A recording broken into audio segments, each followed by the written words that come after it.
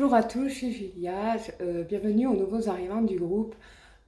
Donc du coup, je suis coach de vie, c'est moi qui ai créé le groupe des Chasers de l'évolution à la reconstruction. Je suis ravie que vous nous rejoigniez aujourd'hui pour que vous puissiez travailler dans votre introspection.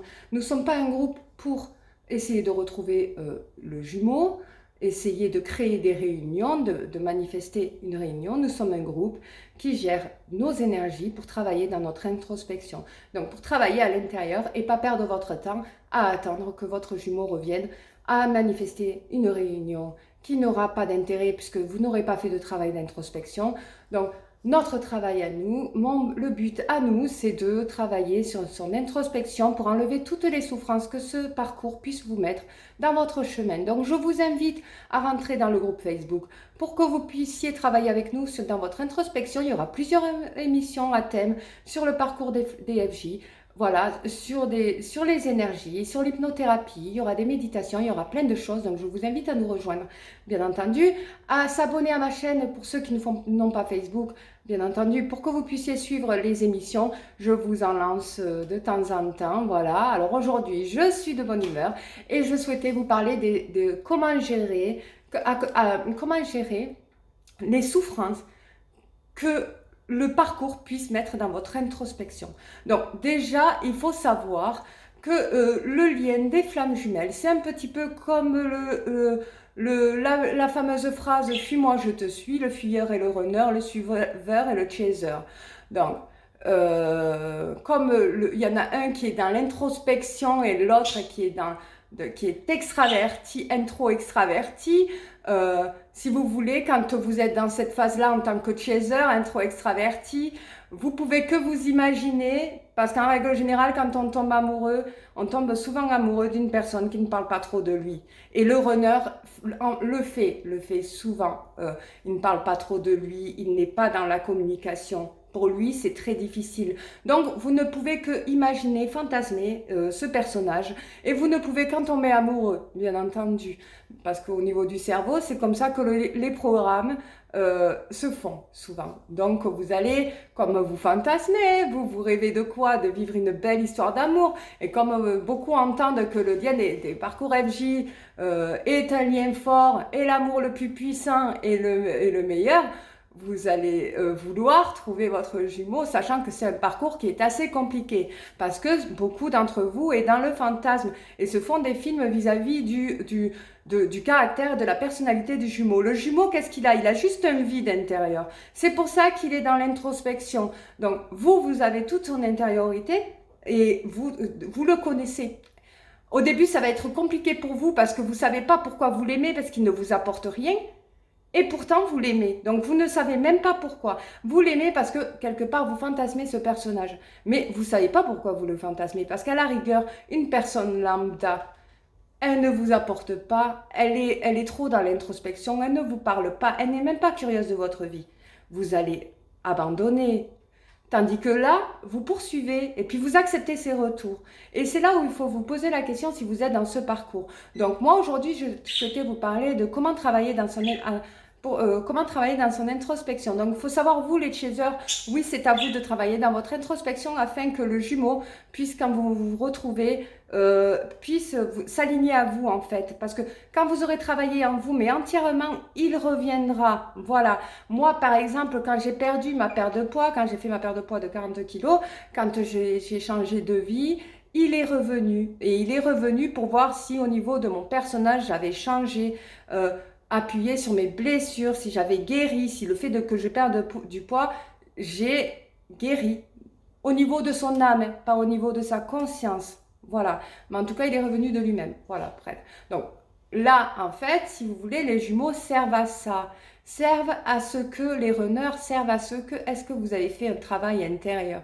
Il n'est pas forcément là pour que vous vous mariez avec ou que vous viviez avec aussi. Parce que est-ce que ça serait facile de vivre avec votre jumeau? Ça peut être compliqué parce que vous êtes complètement différents. Donc, et vous êtes dans l'extra, lui il est intro. Donc, et puis vous êtes toxique parce qu'en fait, vous allez essayer de lui apporter les outils nécessaires pour qu'il puisse s'ouvrir à vous. Sauf que lui, il prend ça pour de la toxicité, c'est-à-dire c'est intrusif. Elle me dit que je suis comme ça. Comment elle sait que je suis comme ça? Il va trouver ça intrusif. Et être intrusif, c'est toxique. Donc, vous ne pouvez pas dire qui il est. C'est à lui-même seul de deviner. Vous, en attendant, vous devez faire un travail dans votre introspection. Lui, il va avoir des relations superficielles pour prendre un petit peu de chaque truc, pour se connaître de l'intérieur et remplir son vide. Et vous, ce trop-plein, vous allez le travailler dans les énergies afin de générer votre vie. Donc, la plupart de tous les liens d'âme, et même les FJ, sont dépendants affectifs. On est tous à plusieurs degrés, hein, de plus ou moins, mais on est tous en attente d'être aimé, de recevoir l'amour de l'autre pour apprendre à s'aimer soi-même. Sauf que les FJ, ils doivent apprendre à s'aimer soi-même seuls, pas au travers des yeux de l'autre, ni de son runner. Donc ni de son autre moitié. Donc pour apprendre à s'aimer, on vous dit apprenez à vous aimer si vous voulez attirer l'amour, même si c'est pas votre FJ. Le problème qu'il y a, c'est que quand vous commencez à rentrer dans un lien FJ, que vous rencontrez votre jumeau, vous n'avez pas envie de rencontrer l'amour parce que pour vous, l'amour séduit. Sauf que l'amour est partout dans la nature. L'amour ne s'arrête pas à un lien d'âme. L'amour est partout. Vous pouvez rencontrer un amour conditionnel. Bien entendu, votre FJ est un amour inconditionnel, donc il est ancré dans votre cœur. Et ça, vous pouvez rien y faire. Par contre, vous pouvez rencontrer l'amour. Et pour rencontrer l'amour, il faut s'aimer. Et pas s'aimer au travers de l'autre, s'aimer à travers soi-même. Donc, il y a des méthodes de miroir pour apprendre à se connaître. Donc, vous allez vous regarder dans un miroir, vous allez vous poser des questions, vous parler. Si vous vous posez des questions, parce que toute la journée, on génère des pensées. Les pensées sont des énergies. Et quand on sort d'une réunion avec un jumeau, qui on a dans la tête? Le jumeau. Donc, vous allez y penser, y penser, y penser. C'est l'énergie, en fait. C'est l'énergie. Donc, il faut identifier cette pensée énergétique. Donc, vous allez penser au début, quand vous êtes en début de parcours, que vous en prenez conscience, qu'il y a un lien, qu'il y a quelque chose entre vous. Vous allez vous dire, souvent au début, c'est bizarre qu'il m'ait dit ça, mais je comprends pas pourquoi il m'appelle pas toute la journée. Je comprends pas. Ça, c'est la dépendance affective. D'accord? Donc, vous repérez dans votre questionnement au niveau de votre jumeau, parce que ça, c'est le début. Est-ce que vous attendez de l'amour de sa part pour vous apprendre à vous aimer? Alors, certains d'entre vous, même beaucoup d'entre vous, moi, je l'ai vu en coaching, hein, en coachant des gens, qui me disent je m'aime, moi, je m'aime, c'est bon, je m'aime. Oui, tu t'aimes, d'accord. Ça, c'est le but que Dieu, que l'univers veut. C'est que vous vous aimiez. Mais est-ce que c'est sûr que tu t'aimes? Quand on dit, je comprends pas qu'il agit pas comme ça, je comprends pas qu'il m'apporte pas ça, et en plus de ça, il vient tard. Quand on est en attente d'un comportement différent de l'autre, c'est qu'on n'attend rien de soi-même, on attend des autres pour soi-même. C'est qu'on a quelque chose à remplir pour soi-même.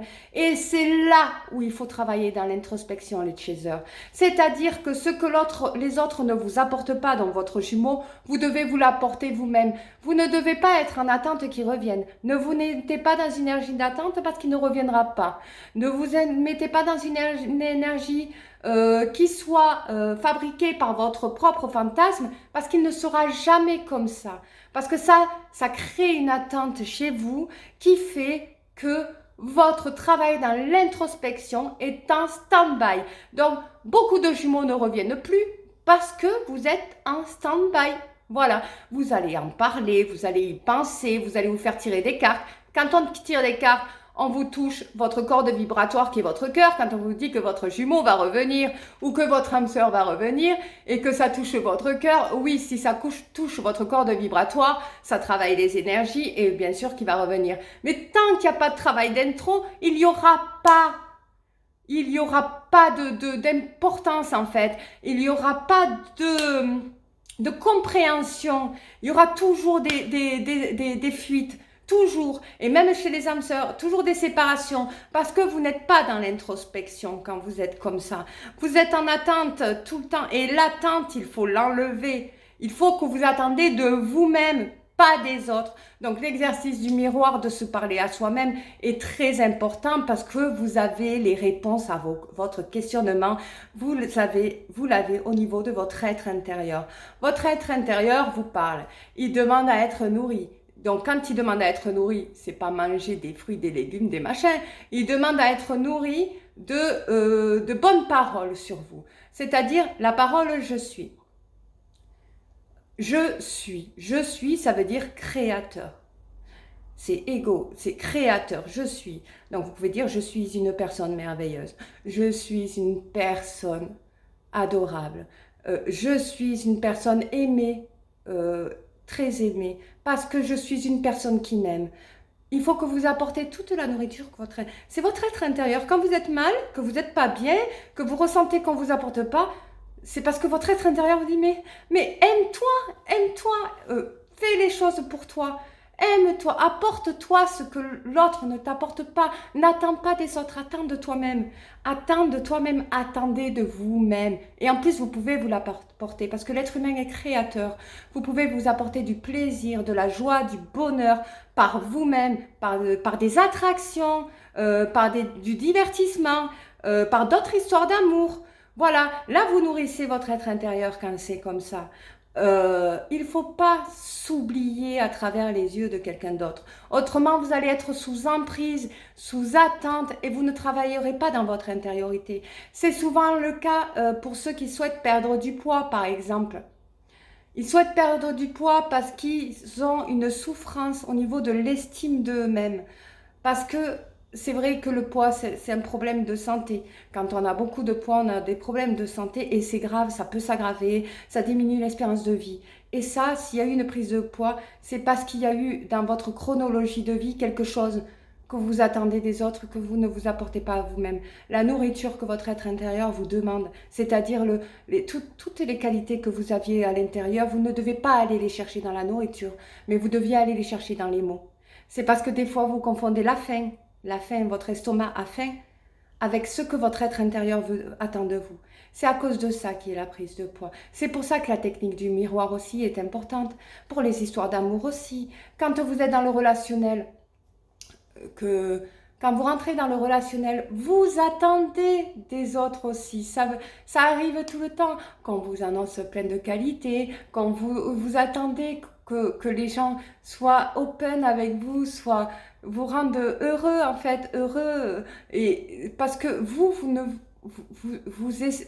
vous attendez des autres. Donc non, il ne faut pas faire ça. Il faut attendre de vous. Tout ça, vous pouvez vous l'apporter. Le travail dans son intériorité, c'est ça. C'est exactement ça.